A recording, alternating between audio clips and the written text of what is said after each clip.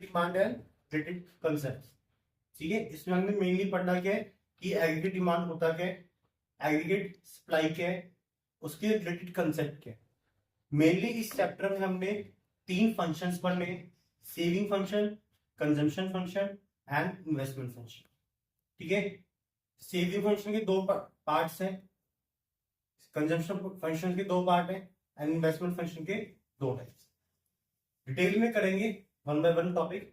First topic हमारा aggregate demand.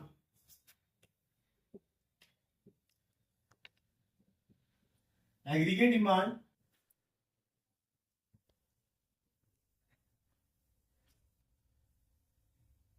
refers to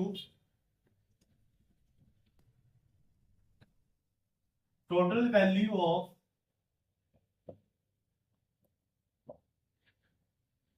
final goods, total value of final goods and services which all the sector of economy, which of the sectors of economy are to plan, are to planning to buy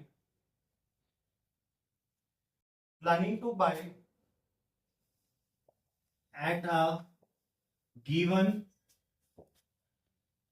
level of income, at a given level of income during a period of accounting year। ठीक है, जो aggregate demand है, aggregate demand क्या बोलती है कि जब भी आप total value of final goods and services उठाओगे किसकी, इकोनॉमी की।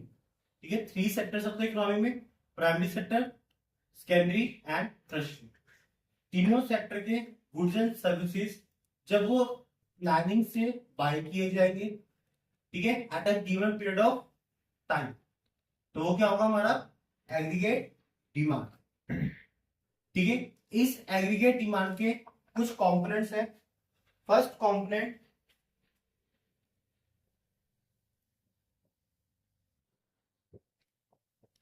First private household consumption, private household consumption, private household consumption expenditure is denoted by C। जो हमारा फर्स्ट पॉइंट है प्राइवेट हाउसहोल्ड कंजम्पशन एक्सपेंडिचर, इसको हम किससे डिनोट करते हैं, सी से करते हैं। मेनली इसमें जितने भी हमारे एक्सपेंडिचर होंगे, जितने भी प्राइवेट हाउसहोल्ड ने अपनी कंजम्पशन पे की, consumption means consume of the final goods and services. ठीक है, उसको जो भी कंज्यूम करने में वो खर्चा कर रहा है, तो वो क्या होगा, उसका प्राइवेट एक्सपेंडिचर। इसको हम डिनोट करते हैं सी से। Next component second investment expenditure, investment expenditure denoted by I. ठीक है, अब कुछ हाउसहोल्ड्स क्या करते हैं, इन्वेस्टमेंट भी करते हैं। कुछ लोग इन्वेस्टमेंट कर लेते हैं शेयर्स में, कुछ डिबेंचर्स में, कुछ प्रॉपर्टी में, कुछ गोल्ड। जो भी हाउसहोल्ड ऐसे इन्वेस्टमेंट्स कर रहा है, वो जितना भी वो एक्सपेंडिचर करेगा उसको भी हम इंक्लूड करेंगे किसमें, एग्रीगेट डिमांड। और उसको हम डिनोट किससे करते हैं, आई से। Third component government expenditure, government expenditure denoted by G. ठीक है, हाउसहोल्ड काउंट कर लिया हमने। अब गवर्नमेंट भी क्या करती है, खर्चा करती है। गवर्नमेंट खर्चा करती है ब्रिजेस पे, इंफ्रास्ट्रक्चर। ठीक है, जो गवर्नमेंट स्कूल्स बना रही है, हॉस्पिटल्स बनाए जा रहे हैं, रोड्स बनाए जा रहे हैं, सब्सिडीज दी जा रही है, वो सब क्या उनके लिए गवर्नमेंट एक्सपेंडिचर। वो भी किसमें इंक्लूड होगा, एग्रीगेट डिमांड, और गवर्नमेंट एक्सपेंडिचर को हम डिनोट करते हैं जी से। And last component for net exports, net exports denoted by X minus M. Net exports means X minus M. Clear? ये चार कंपोनेंट्स हमारे पास। First one is C, second is I, third is G, fourth is X minus M. जब आप इन चारों components को plus कर दोगे तो क्या आ जाएगी आपकी aggregate demand.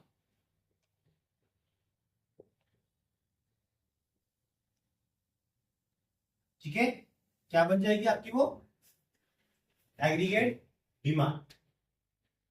Aggregate demand is equal to consumption plus investment plus government expenditure plus net exports. इन चारों का सम करने के बाद हमारा क्या आ जाएगा एग्रीगेट डिमांड। क्लियर? उसके बाद हमारे पास जो नेक्स्ट टॉपिक है, नेक्स्ट टॉपिक क्या बोलते हैं कि डिफरेंट सेक्टर ऑफ इकोनॉमी है हमारे इंडिया में। ठीक है, हमने नेशनल इनकम में भी किया था। नेशनल इनकम में two sector economy, circular flow of income, two sector economy, three sector economy and four sector economy. ठीक है, बट यहाँ पे भी एग्रीगेट डिमांड में भी हमारे सिलेबस में जो है वो क्या है टू सेक्टर इकोनॉमी। क्या वो टू सेक्टर इकोनॉमी। हमारी टू सेक्टर इकोनॉमी क्या बोलती है, aggregate demand is equal to C plus I, C plus I. This is two sector economy of aggregate demand. Consumption for private household plus investment expenditure, दोनों expenditure को आप plus कर दोगे तो आपकी क्या आ जाएगी एग्रीगेट डिमांड आ जाएगी। क्लियर? ठीक है, उसके बाद जो ये एग्रीगेट डिमांड है इसको हम with the help of table and diagrammatic पढ़ते हैं। ठीक है, टेबल देखो, टेबल याद करना बहुत इजी है। आपने टेबल में लेना क्या है, इनकम लेनी है, income of the private house hold, उसके बाद उसकी कंजम्पशन उठानी है, उसके बाद उसकी इन्वेस्टमेंट उठानी है। ठीक है, फर्स्ट ऑफ ऑल उठाओ Y, Y denoted as a income. Income को किससे डिनोट करते हैं हम, वाई से। तो इनकम ले लो 0, 100, 200, 300, 400, 500 एंड 600। ठीक है, इनकम लेना इजी है 0 to 600। उसके बाद लो आप कंजप्शन, कंजप्शन भी लेना है सामने, 80 का डिफरेंस लेना शुरू कर दो। स्टार्ट करो 40 से, 40 plus 80 120, 120 plus 80 200, 280, 360, 440 and 512। Clear? Investment constant रहेगा, investment can not be a change. Investment ले लो 20।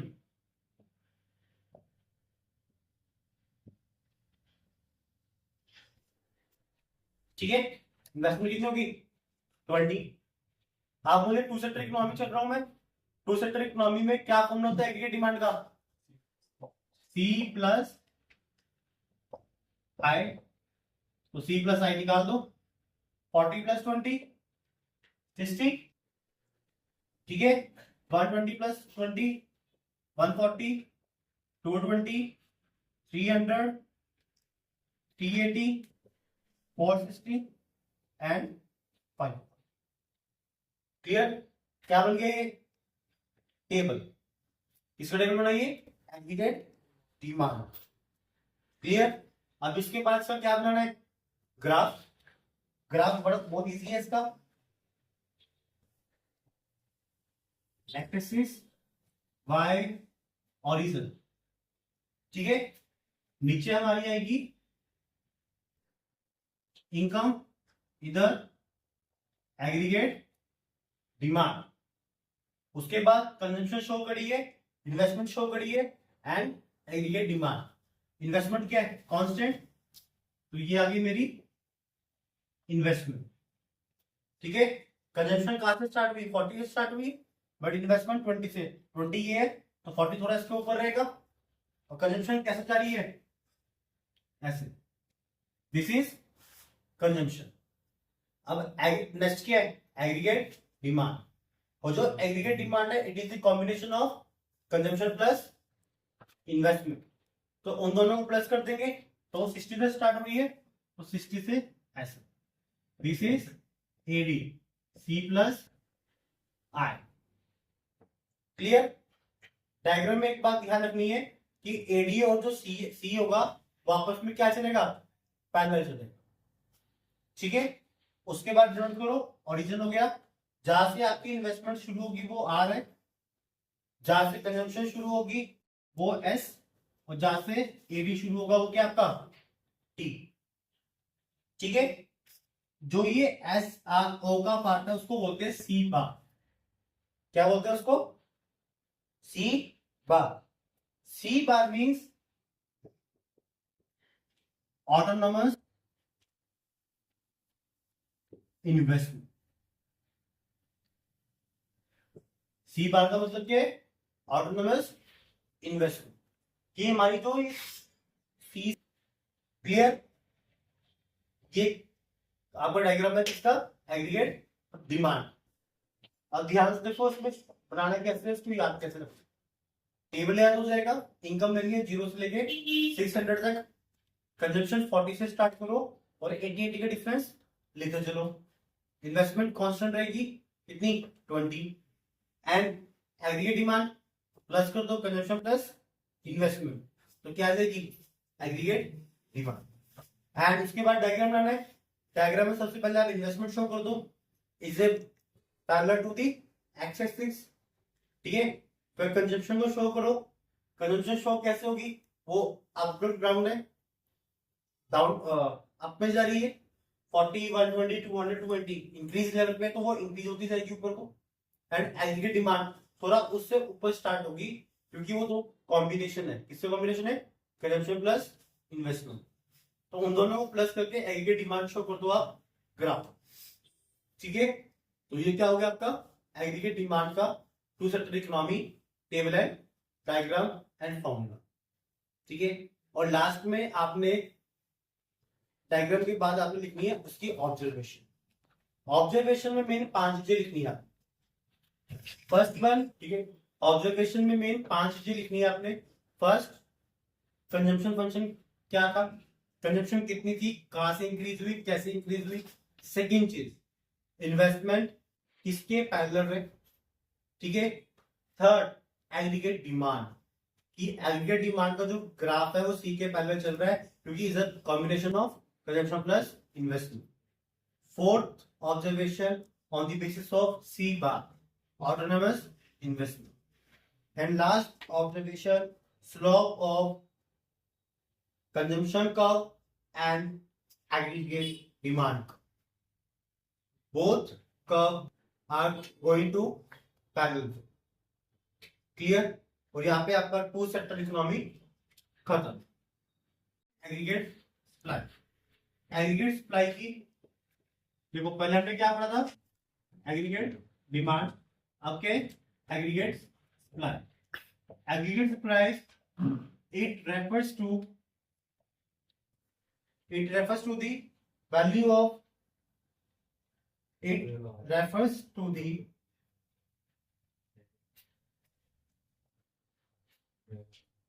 money value of goods and services, money value of goods and services that all the producers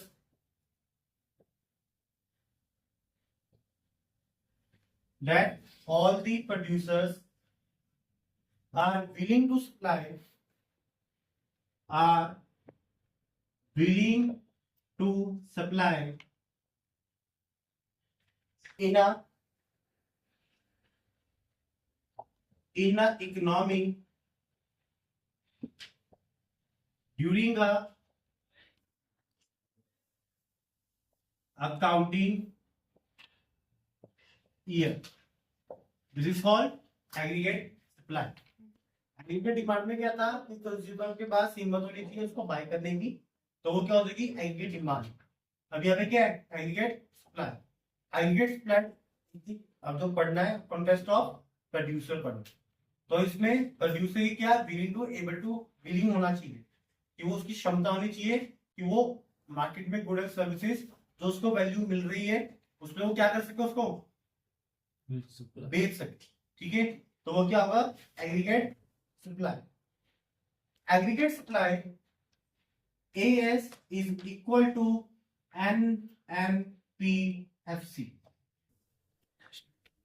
AS is equal to NNPFC. NNPFC means national income. ठीक है, जो हमारी aggregate supply है वो किसके equal होती है national income.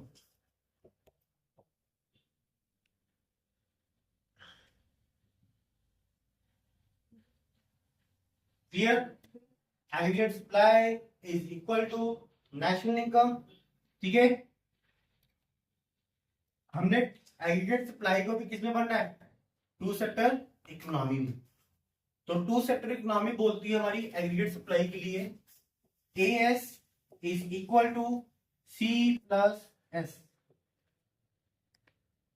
C plus S। ठीक है, AS means aggregate supply, C means consumption, S means saving. ठीक है, S से क्या आ गया यहाँ पे सेविंग, C से कंजम्पशन। क्लियर, एक ट्विस्ट स्टोर दिखाता हूं।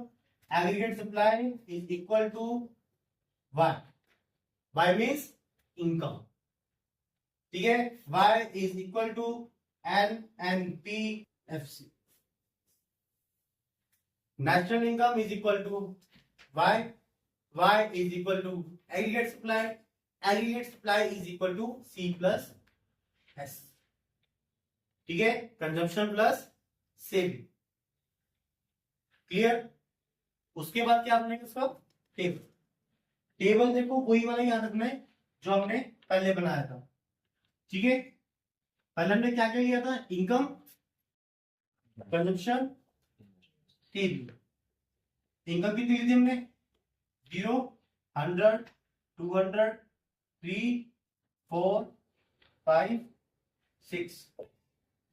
कंजम्पशन क्या ली थी 40 से शुरू 120, 200, 280, 360, 440 है 520।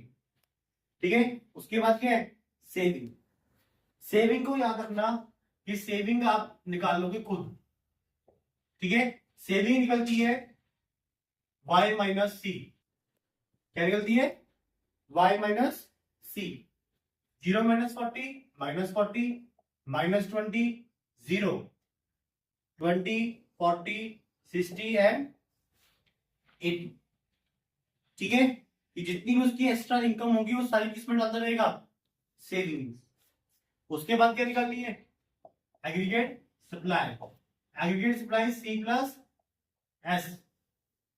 तो सिंपल सा है 0, 100, 200, 300, 4, 500 एंड 600।